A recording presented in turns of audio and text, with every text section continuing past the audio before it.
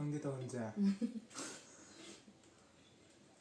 Challenge से फैजे सुनो जरा ब्लैंकेट से सुनो जरा इंदंदा चंगावी ने सुदो करे संबंध में इंदंदा ओयर बने या हर लोग कांदा हाई ना हर Makin aja mah. Oh makin hayi jira sila yan na phay sila yan makhong mayay thijina morong pa sina aina khwai pam yanjang hawai thongba mapam yaw do ma ni yaw Padra boarding ga di thike na season water me mosa koi manipur ha ga ikai thodi sin ikai thodi nang gi samana re sini pani lai ji sing tinggal video nu tadi selas ni ko oleh oleh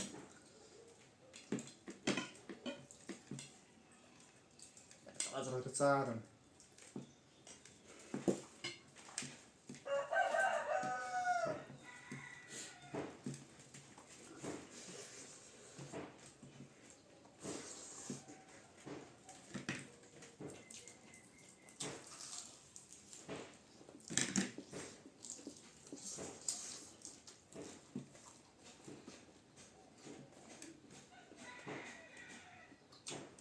동일이다. nanti tunggu bilang.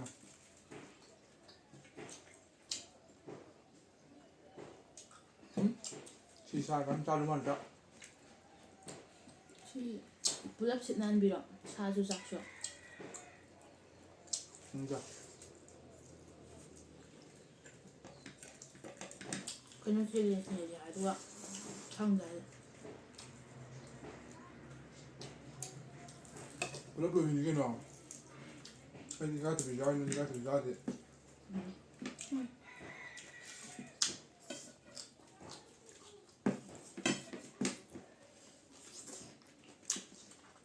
Video segi mereka nak viewers yang mengundang kari mereka mana kalau pausa nanti tengku jalan dia. Mereka di cell therapy. Mereka bagi haksan suntar kalau besi terlalu cell sing hanya di pihak dah hanser hanser dan lura beri nasing faham dengan mereka siri tang siri. Faktor lamnya mayang pun dah penghanjar. Mayang itu pun cincin dina ba. Minta gua pausa kerana ini nasi. Kuci kuci kuci lewat apa?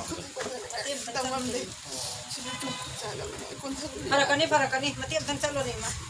Koi lain di pada ba? Ang kalu no. Ngang mo man ami ra ni. Mati ang tangcalo sinuwa ba yi. Oh, payo. Wah, iya betul. Si tahu dia. Cat banget, ay kena tahu kan. Tujuan dia tahu yang dah cuci baju. Kok tinggal ni ngai dong bro. Bunga muka dong. Angkat orang tempat dia dah nak tahu. Oh. Ngasi akhirnya lai je imana ngana han hidak sau pudo ngasi numi kya ni surage. Ngasi tadi ni sore. Imagi sade kai kai nungai phauge. Ingoda khong ku cepeng am daba. Lagi ku pupu ko pada khar phare. Lagi ku cha pai bangam daba do. Kharga di nungai re. Yam kana pura di nungai natra ju kharga di phare nungai ba phaure. Kya ni sura. Thamang khayam phare. Chang ge hong bulai ko. Ado chaba thakol yare. Yare. Kening ba pok ta bro. Kening ba je phirora nan ba seninge. Nagai naring ai na kai leiba. Nagai naring ai da phamungda. Hojiti phamungda leining-dra ba. Phamung leining-dre. Kari sabdai no. Sigi hidak se chabadai ne ai di maming di khangde. Oh pare do ima nahan di chatpa hana ngambro ngamdabro. Chapa yang wai yang ngamdi. Na cha hinjang di thongba ngamabo. Cha jang thongba ngame. Mahau ju khangabo. Au khangi Khange nagai chatpa je ngamde ba. Ngamdi. Hojiti chatpa je yang wana sa shuba ra salame ba. Hojiti chatpa am ta yeng ji ko. Hojiti challe. Hojiti chapa no. Kanna chapa tu. Kau lakshari besi Phytolite Trading Private Limited Company yang mai kai dagini. Ado mamanga kau yang mangga pambi di madam si mingga lai phongam tahabi yohan. Jessica, coba ngomong lagi mana? Oh, madam si dang nari ba na besi kau kari ana ba no adum tang habi. Migraine ni buka. Sahi. Oh, saja. Ado sahi kya mungkin sura ke madam si. Sahi tara mengat rapi om nasi. Hana si treatment tau gibo kot kiba kari kai di lagi hana. Treatment yang tahu deh. Aku menjadi kok juga kalau ye ngai dah buat video deh. Buat tidak aku nak ini. अच्छा अदा सो हाना सो कोई madam के migraine से कोई treatment ma'am तो उरे हाइतारे को जो फावंगम ददन लै नि हाइतारे ꯑꯗꯣ ꯉꯁꯤꯗꯒꯤ ꯍꯥꯏꯇꯥꯔꯦꯀꯣ ꯍꯧꯖꯤꯛ ꯑꯩꯈꯣꯏ ꯃꯦꯗꯥꯝꯁꯦ ꯁꯨꯃꯥꯏꯅ ꯃꯥꯒꯤ ꯃꯥꯏꯒ꯭ꯔꯦꯟꯁꯦ ꯀꯨꯏꯔꯦ ꯍꯥꯏꯕꯗꯒꯤ ꯍꯥꯏꯇꯥꯔꯦ ꯑꯩꯈꯣꯏꯁꯨ ꯐꯥꯏꯇꯣꯂꯥꯏꯐꯀꯤ ꯃꯥꯏꯀꯩꯗꯒꯤ ꯂꯥꯛꯆꯕꯅꯤ ꯍꯥꯏꯇꯥꯔꯦ ꯑꯗꯣ ꯉꯁꯤ ꯍꯥꯏꯕ ꯅꯨꯃꯤꯠꯁꯤꯗꯒꯤ ꯍꯥꯏꯇꯥꯔꯦ ꯃꯦꯗꯥꯝꯁꯦ ꯑꯩꯈꯣꯏ ꯍꯤꯗꯥꯛ ꯆꯥꯕ ꯍꯧꯗꯣꯏꯅꯤ ꯍꯥꯏꯇꯥꯔꯦꯀꯣ ꯑꯗꯣ ꯃꯦꯗꯥꯝꯅ ꯍꯤꯗꯥꯛꯁꯦ ꯐꯖꯅ ꯆꯥꯕꯤꯔꯣ ꯆꯥꯔꯒ ꯍꯥꯏꯇꯥꯔꯦꯀꯣ ꯑꯩꯈꯣꯏ ꯐꯒꯠꯂꯛꯄꯒꯤ ꯚꯤꯗꯤꯑꯣꯗꯣ ꯑꯃꯨꯛ ꯍꯥꯏꯇꯥꯔꯦ ꯑꯩꯈꯣꯏ ꯃꯊꯪꯗ ꯑꯃꯨꯛ ꯂꯧꯖꯒꯦ ꯍꯥꯏꯇꯥꯔꯦꯀꯣ ꯑꯗꯣ ꯉꯁꯤꯒꯤꯗꯤ ꯑꯩꯈꯣꯏ ꯃꯇꯥꯡꯁꯤꯗ ꯂꯣꯏꯁꯤꯜꯂꯒꯦ ꯍꯥꯏꯇꯥꯔꯦ ꯉꯁꯤ ꯑꯩꯈꯣꯏꯅ ꯎꯅꯖꯔꯤꯕꯁꯤ ꯍꯥꯟꯅ ꯃꯃꯥꯡꯗ ꯑꯩꯈꯣꯏꯒꯤ ꯃꯦꯗꯥꯝꯁꯦ ꯃꯥꯏꯒ꯭ꯔꯦꯟ ꯌꯥꯝꯅ ꯀꯟꯅ ꯇꯧꯏ ꯍꯥꯏꯕ ꯑꯩꯈꯣꯏꯒꯤ ꯃꯦꯗꯥꯝꯗꯨꯅꯤ ꯑꯗꯣ ꯉꯁꯤ ꯑꯅꯤꯁꯨꯕ ꯚꯤꯗꯤꯑꯣꯅꯤ ꯍꯥꯏꯇꯥꯔꯦ ꯑꯩꯈꯣꯏ ꯃꯦꯗꯥꯝꯗꯒꯤ ꯂꯧꯖꯒꯗꯧꯔꯤꯕꯁꯤ ꯑꯗꯣ ꯃꯦꯗꯥꯝ ꯑꯩꯈꯣꯏꯒꯤ ꯐꯥꯏꯇꯣꯂꯥꯏꯐꯁꯦ ꯃꯦꯗꯥꯝ ꯍꯥꯟꯅ ꯑꯩꯈꯣꯏ ꯆꯥꯕꯤꯈ꯭ꯔꯦ ꯍꯥꯏꯇꯥꯔꯦꯀോ ꯑꯗꯣ ꯆꯥꯕꯁꯦ ꯅꯨꯃꯤꯠ ꯀꯌꯥꯅꯤ ꯁꯨꯔꯦ ꯆꯥꯕꯁꯦ ꯉꯁꯤꯒ ꯅꯨꯃꯤꯠ 14ꯅꯤ ꯁꯨꯔꯦꯕꯀꯣ ꯑꯗꯣ ꯃꯦꯗꯥꯝꯒꯤ ꯍꯛꯆꯥꯡꯗ ꯏꯁꯥꯗ ꯍꯥꯏꯇꯥꯔꯦꯀꯣ ꯑꯩꯈꯣꯏꯒꯤ ꯍꯤꯗꯥꯛꯁꯦ ꯆꯥꯕꯗ ꯑꯩꯈꯣꯏꯒꯤ ꯑꯍꯣꯡꯕ ꯀꯔꯤ ꯂꯩꯒꯦ ꯍꯥꯏꯕꯗꯨ ꯑꯝꯇꯪ ꯍꯥꯏꯕꯤꯌꯨ ꯍꯣꯡꯕꯁꯦ ꯍꯟꯗꯛꯁꯦ ꯇꯣꯏꯅ ꯑꯗꯨꯝ ꯍꯧꯔꯝꯃꯦ ꯅꯤꯅꯤ ꯀꯥꯜꯂꯒ ꯅꯣꯡꯃ ꯅꯨꯡꯉꯥꯏꯇꯕꯤ ꯍꯨꯝꯅꯤ ꯀꯥꯜꯂꯒ ꯑꯃꯨꯛ ꯅꯨꯡꯉꯥꯏꯇꯕꯤ ꯇꯧꯕꯗꯣ ꯍꯤꯗꯥꯛꯁꯦ ꯆꯥꯔ ꯃꯇꯨꯡꯗꯒꯤ ꯉꯁꯤ 14 ꯗꯦꯖꯁꯦ ꯍꯧꯈ꯭ꯔꯦ ꯍꯥꯏꯇꯥꯔꯦ ꯑꯣ ꯁꯤ ꯍꯤꯗꯥꯛꯁꯦ ꯆꯥꯕ ꯀꯥꯟꯗ ꯑꯩꯈꯣꯏꯒꯤ ꯅꯨꯃꯤꯠ ꯀꯌꯥꯅꯤꯗ ꯃꯦꯗꯥꯝꯗ ꯑꯍꯣꯡꯕ ꯂꯥꯛꯏ ꯆꯥꯕꯒꯤ ꯅꯣꯡꯉꯥꯟꯕꯗꯣ ꯑꯗꯨ ꯍꯧꯔꯝꯃꯦ ꯑꯗꯨꯒ ꯑꯃꯨꯛ ꯀꯩꯅꯣ ꯇꯧꯔꯒ ꯅꯤꯅꯤ ꯂꯩꯔꯒ ꯑꯃꯨꯛꯀ ꯍꯧꯔꯝꯃꯦ ꯑꯗꯨꯗꯒꯤ ꯉꯁꯤꯐꯥꯎꯗꯤ ꯍꯧꯔꯝꯃꯦ ꯑꯠꯆꯥ ꯑꯠꯆꯥ ꯑꯗꯨꯗꯤ ꯌꯥꯝ ꯅꯨꯡꯉꯥꯏ ꯍꯥꯏꯇꯥꯔꯦ ꯃꯦꯗꯥꯝ ꯀꯣ ꯑꯩꯈꯣꯏꯒꯤ ꯃꯦꯗꯥꯝꯒꯤ ꯌꯥꯝꯅ ꯀꯨꯏꯅ ꯍꯥꯏꯇꯥꯔꯦ ꯑꯩꯈꯣꯏ ꯆꯍꯤ ꯁꯥꯡꯅ ꯀꯣꯛ ꯆꯤꯛꯄꯒꯤ ꯑꯅꯥꯕꯁꯦ ꯁꯨꯝ ꯑꯩꯈꯣꯏꯒꯤ ꯃꯥꯏꯒ꯭ꯔꯦꯟ ꯍꯥꯏꯇꯥꯔꯦꯀꯣ ꯁꯤ ꯂꯩꯔꯝꯕꯁꯦ ꯍꯥꯏꯇꯥꯔꯦ ꯑꯩꯈꯣꯏꯒꯤ ꯐꯥꯏꯇꯣꯂꯥꯏꯐ ꯇ꯭ꯔꯦꯗꯤꯡ ꯄ꯭ꯔꯥꯏꯚꯦꯠ ꯂꯤꯃꯤꯇꯦꯠꯅ ꯄꯨꯊꯣꯛꯏꯕ ꯑꯩꯈꯣꯏꯒꯤ ꯍꯤꯗꯥꯛ ꯍꯥꯏꯇꯥꯔꯦꯀꯣ ꯑꯩꯈꯣꯏꯒꯤ ꯑꯦꯁꯦꯟꯁ ꯀꯤꯌꯔ ꯍꯥꯏꯇꯥꯔꯦ ꯍꯥꯏꯔꯤꯕ ꯑꯩꯈꯣꯏꯒꯤ ꯁ꯭ꯇꯦꯝ ꯁꯦꯜ ꯊꯦꯔꯥꯄꯤꯁꯤ ꯇꯧꯕ ꯃꯇꯝꯗ ꯑꯩꯈꯣꯏꯒꯤ ꯅꯨꯃꯤꯠ 14ꯅꯤ ꯆꯥꯔꯛꯄꯗ ꯍꯥꯏꯇꯥꯔꯦ ꯃꯦꯗꯥꯝꯗ ꯑꯍꯣꯡꯕ ꯌꯥꯝꯅ ꯂꯩꯔꯦ ꯍꯥꯏꯇꯥꯔꯦꯀꯣ ꯑꯗꯣ ꯑꯩꯈꯣꯏꯅ ꯃꯈꯥ ꯇꯥꯅ ꯈꯪꯖꯅꯤꯡꯉꯤꯁꯦ ꯃꯦꯗꯥꯝꯗ ꯍꯥꯏꯇꯥꯔꯦꯀꯣ ꯁꯤꯒꯤ ꯍꯤꯗꯥꯛꯁꯦ ꯆꯥꯔꯒ ꯍꯥꯏꯔꯤꯕ ꯍꯧꯖꯤꯛꯀꯤ ꯃꯦꯗꯥꯝꯒꯤ ꯑꯩꯈꯣꯏꯒꯤ ꯃꯥꯏꯒ꯭ꯔꯦꯟꯁꯦ ꯐꯔꯅꯤ ꯍꯥꯏꯅ ꯃꯦꯗꯥꯝꯗ ꯈꯟꯕꯤꯕ꯭ꯔꯥ ꯍꯥꯏꯕꯗꯨꯝꯇꯪ ꯍꯥꯏꯕꯤꯌꯨ ꯐꯔꯅꯤ ꯈꯜꯂꯒ ꯆꯥꯒꯦ ꯑꯩꯈꯣꯏ ꯍꯤꯗꯥꯛꯁꯦ ꯆꯥꯕꯗ ꯐꯔꯅꯤ ꯍꯥꯏꯅ ꯈꯜꯂꯦ ꯍꯥꯏꯇꯥꯔꯦꯀꯣ ꯌꯥꯝ ꯅꯨꯡꯉꯥꯏ ꯑꯩꯈꯣꯏꯒꯤ ꯃꯦꯗꯥꯝꯅ ꯍꯥꯏꯇꯥꯔꯦ ꯅꯨꯃꯤꯠ 14ꯈꯛ ꯆꯥꯕꯗ ꯑꯩꯈꯣꯏꯒꯤ ꯌꯥꯝꯅ ꯑꯩꯈꯣꯏꯒꯤ ꯃꯥꯏꯒ꯭ꯔꯦꯟ ꯇꯧꯔꯝꯕ ꯑꯩꯈꯣꯏꯒꯤ ꯃꯦꯗꯥꯝꯁꯦ ꯍꯛꯆꯥꯡ ꯅꯨꯡꯉꯥꯏ ꯍꯥꯏꯕꯁꯦ ꯑꯩꯈꯣꯏꯁꯨ ꯌꯥꯝ ꯅꯨꯡꯉꯥꯏ ꯍꯥꯏꯇꯥꯔꯦ ꯑꯗꯨꯒ ꯃꯈꯥ ꯇꯥꯔꯛꯄ ꯑꯩꯈꯣꯏꯒꯤ ꯍꯤꯗꯥꯛꯁꯦ ꯁꯨꯝ ꯐꯖꯅ ꯆꯥꯡ ꯅꯥꯏꯅ ꯐꯖꯅ ꯆꯥꯕꯤꯔꯣ ꯑꯗꯨꯒ ꯃꯊꯪꯗ ꯑꯃꯨꯛ ꯑꯩꯈꯣꯏ ꯃꯦꯗꯥꯝꯅ ꯑꯃꯨꯛ ꯍꯛꯆꯥꯡ ꯅꯨꯡꯉꯥꯏꯔꯛꯄꯒꯤ ꯚꯤꯗꯤꯑꯣꯗꯣ ꯑꯩꯈꯣꯏ ꯑꯃꯨꯛ ꯂꯧꯖꯒꯦ ꯑꯗꯣ ꯉꯁꯤꯒꯤꯗꯤ ꯃꯇꯥꯡ ꯑꯁꯤꯗ ꯂꯣꯏꯁꯤꯟꯖꯔꯒꯦ ꯃꯌꯥꯝꯅ ꯍꯧꯖꯤꯛꯇꯤ ꯐꯩ ꯐꯠꯇꯦ ꯍꯥꯏꯕꯗꯨ ꯃꯤꯠꯅ ꯎꯕ ꯄꯥꯎꯗꯝꯗꯒꯤ ꯈꯪꯕꯤꯔꯕꯅꯤꯅ ꯑꯀꯨꯞꯄ ꯃꯔꯣꯜ ꯈꯪꯕꯤꯅꯤꯡꯕꯁꯤꯡꯅ ꯁ꯭ꯀ꯭ꯔꯤꯟꯗ ꯄꯤꯖꯔꯤꯕ ꯅꯝꯕꯔꯁꯤꯗ ꯀꯟꯇꯦꯛ ꯇꯧꯕꯤꯔꯛꯎ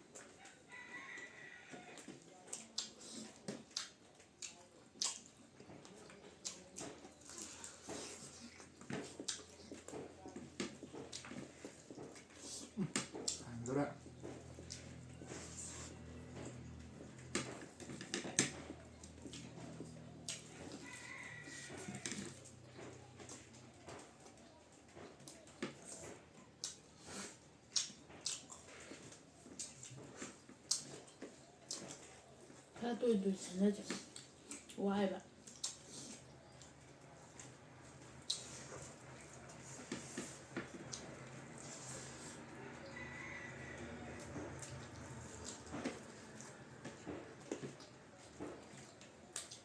ꯆꯥꯛꯄꯨꯗꯒꯤ ꯃꯥꯒ ꯑꯩꯅ ꯍꯦꯟꯒꯅꯤ 난 오래 좀 하네.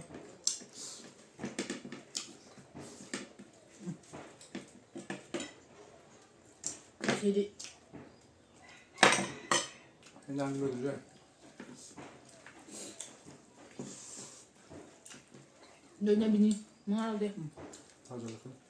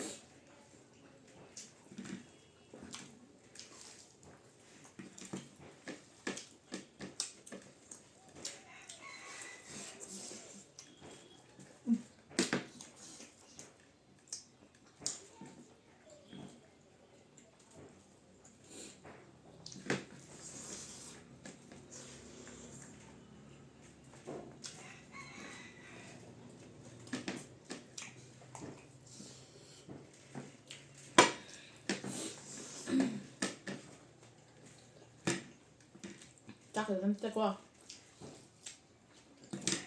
나는 어때? 너는 다 불렀네. 알죠. 너 집에 그 봐.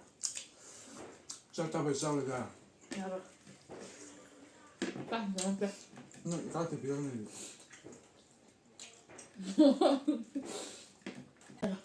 아이씨 너 볼래봐 놈들에. 나 지금 야 숫자들 이거. 난 짜는 나는 나 카라바이 노이 구무지네.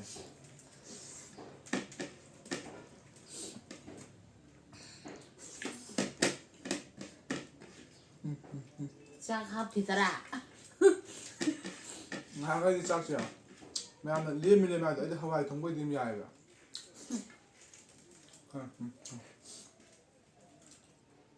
마파이 동 때려서려잖아. 짜들 이런 거는 후지지 않는데. 감사도 왜 알고.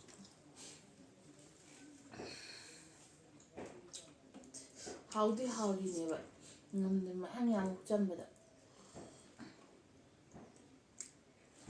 마파이 장난 때. 그러면 잘 막공전.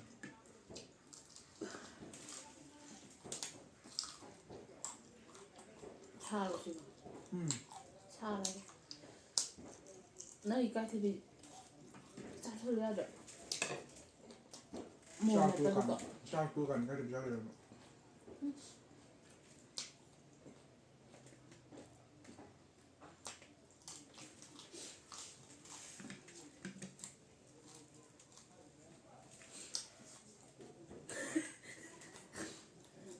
안 자르게.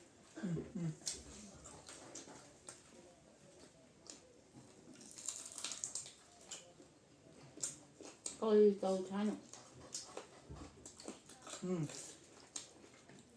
거의 또. 지금 이제 안돼 야을 넣을 해라. 응. 안돼 야을 넣을 해라. 아이폰 부르는 게 나와네.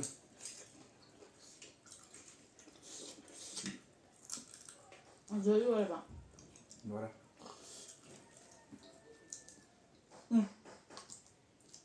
하자는 시제야. 마구엉지 장나 아. 찡함 잡아. 까오르미나.